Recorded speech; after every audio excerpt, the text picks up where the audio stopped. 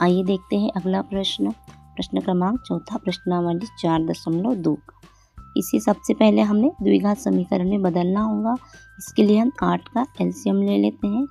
तो 8 का एलसीएम लेने पर यहाँ 8 में गुणा हो जाएगा। 8 दूनी 16, x की घात 2 ऋण 8x और धन 8 से 8 कैंसिल हो जाएगा, तो बचेगा हमारा केवल 1।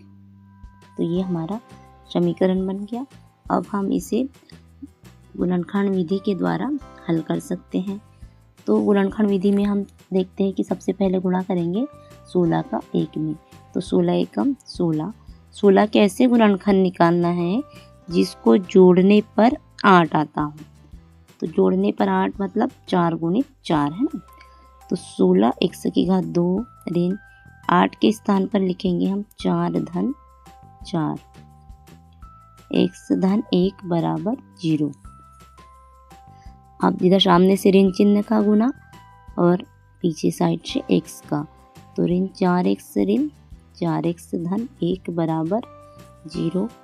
अब यहाँ से 16 को हम लिख सकते हैं, दो के ब्रैकेट बनाना है पहले तो 16x² माइनस 4x और दूसरे ब्रैकेट में यहाँ ऋण है, तो ब्रैकेट बनाते समय यहाँ पर भी ऋण हो जाएगा, क्योंकि ऋण और धन ऋण होता है।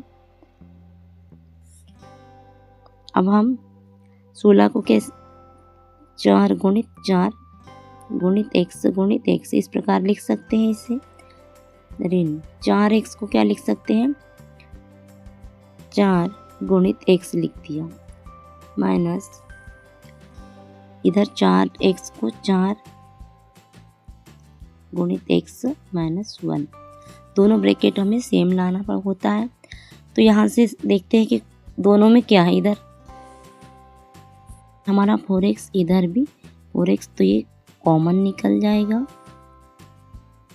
तो अंदर बचेगा हमारा 4x माइनस 1। इधर तो 4x माइनस 1 पहले से ही है, तो एक कॉमन निकल जाएगा हमारा। तो 4x माइनस 1 बराबर 0 बराबर 0। ये दोनों ब्रैकेट हमारे सेम आ गए। इसको एक बार लिख देते हैं और जो बाहर निकला है उसे एक बार लिख देते हैं, बराबर 0।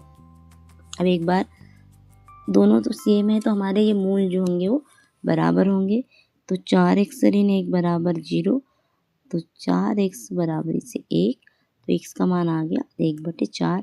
इसी प्रकार दूसरे ब्रैकेट को भी हम जब 0 के इक्वल लेंगे तो यही आंसर आएगा हमारा। तो ये हमारे